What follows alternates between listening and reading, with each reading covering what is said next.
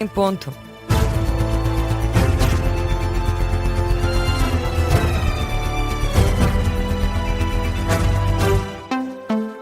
Já na hora do Jornal das 10, edição da jornalista Laura Figueiredo.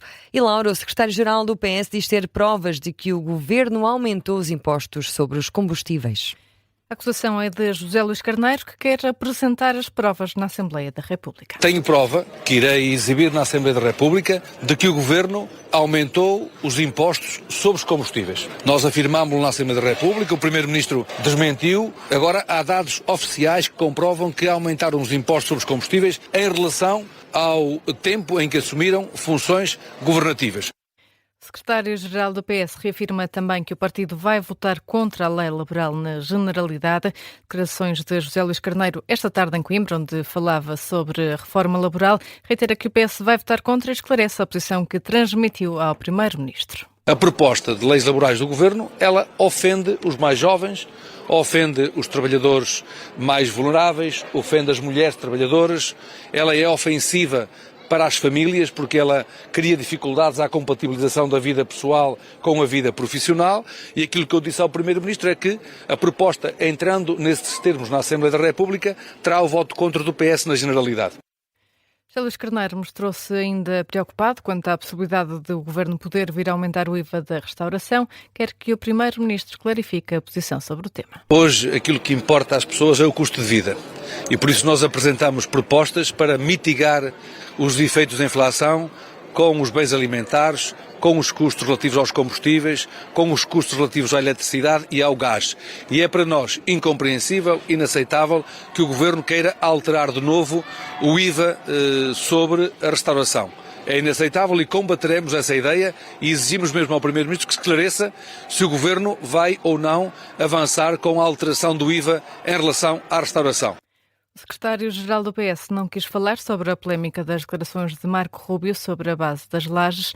Já esta tarde, o líder parlamentar do Partido Socialista falava numa humilhação planetária de Portugal e fez saber que quer explicações urgentes de Paulo Rangel no Parlamento. Quanto ao PCP, defende uma comissão parlamentar de inquérito. O Governo revelou 4 das 12 cedências que fez à UGT. O Observador questionou o Executivo sobre quais as alterações que constam na proposta da lei laboral aprovada em Conselho de Ministros e que chegaram à mesa da concertação social pelas mãos da Central Sindical. Ora, a fonte oficial do Ministério do Trabalho destaca a queda da norma que simplificava o procedimento de despedimento em caso de micro, pequena e média empresa. O Executivo diz que a medida caiu por proposta da UGT e acrescenta também que a introdução de uma maior exigência no registro de processos de recrutamento que recorrem a algoritmos ou outros sistemas de inteligência artificial é uma proposta direta da Central Sindical, para além do aumento do valor da compensação por despedimento coletivo, assim como o alargamento da legitimidade de estruturas de representação coletiva dos trabalhadores e de associações de empregadores. A proposta de lei de governo ainda não é pública, chega ao Parlamento nos próximos dias. O secretário de Estado para a Imigração conta com todos os partidos para aperfeiçoar a lei do retorno de imigrantes. Uma proposta que tem levantado várias dúvidas e que foi debatida hoje na Assembleia da República, passou à discussão na especialidade sem ter sido votada e prevê alterações em matérias como o regime de acolhimento em centros de instalação temporária.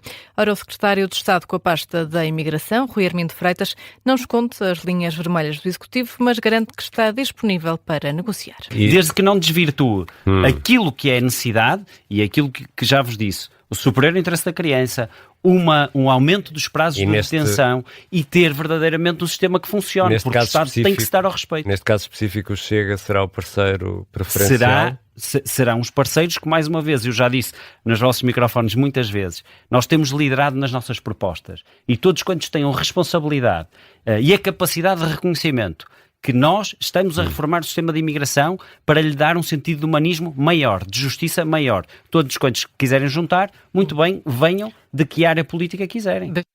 Posição do secretário de Estado para a Imigração, Rui Armindo Freitas, no explicador da Rádio Observador.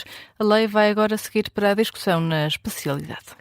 E os técnicos de emergência pré-hospitalar e os bombeiros estão contra o recurso aos privados no socorro. O presidente do INEM admite que essa possibilidade está a ser estudada já para o próximo inverno. O INEM pode mesmo vir a privatizar parte do socorro pré-hospitalar. É pelo menos uma das medidas que o Governo decidiu tomar no âmbito da reorganização do Sistema Integrado de Emergência Médica.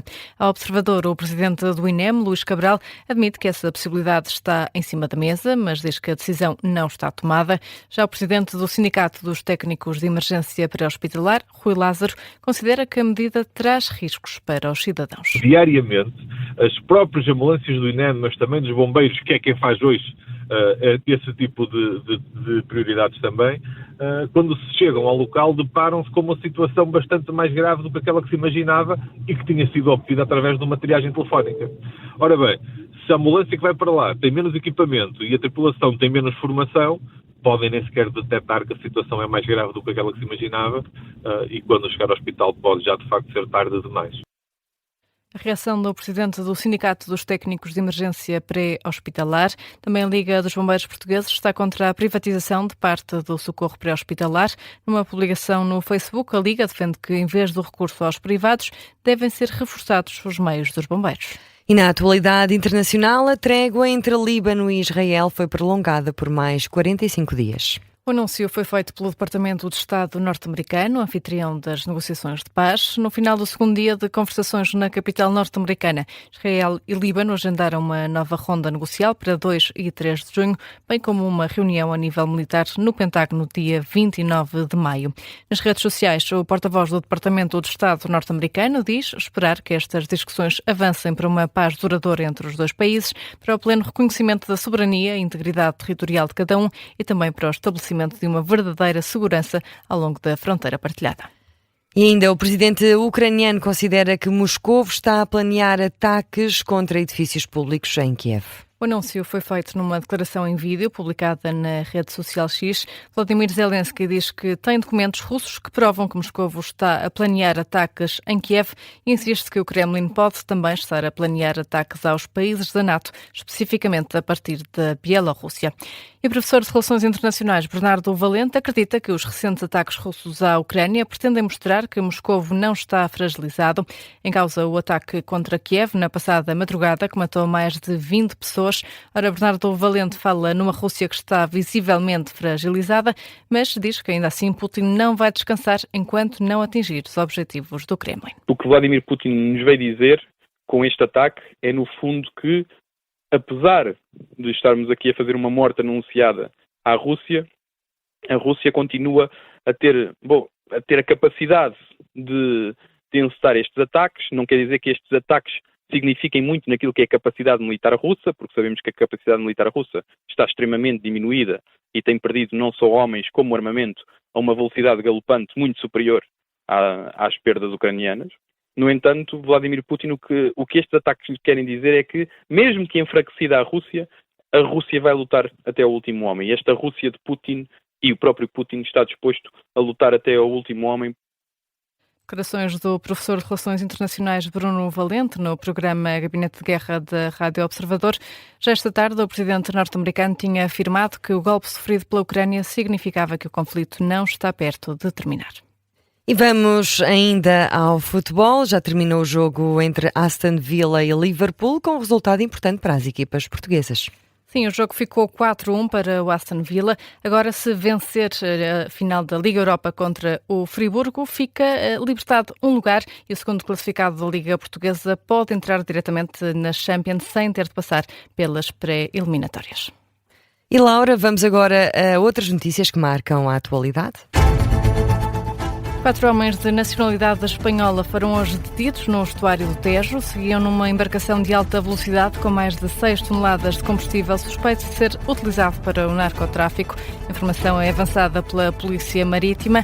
Em comunicado, a Autoridade Marítima Nacional adianta que a operação decorreu na passada madrugada e o dispositivo da Polícia Marítima, através do Grupo de Ações Táticas, detectou uma embarcação a alta velocidade a navegar em direção à saída do Porto de Lisboa. Explicam que estas lanchas são normalmente utilizadas para o narcotráfico no alto mar.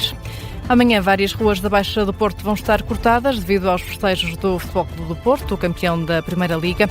O jogo dos Dragões em casa com o Santa Clara arranca às 13h30. A Polícia de Segurança Pública explica que está a preparar um policiamento adaptado às circunstâncias. Vai integrar carros de patrulha, pelotões operacionais, equipas de intervenção rápida, também patrulhas de trânsito e até equipas da Força Destacada da Unidade Especial da Polícia.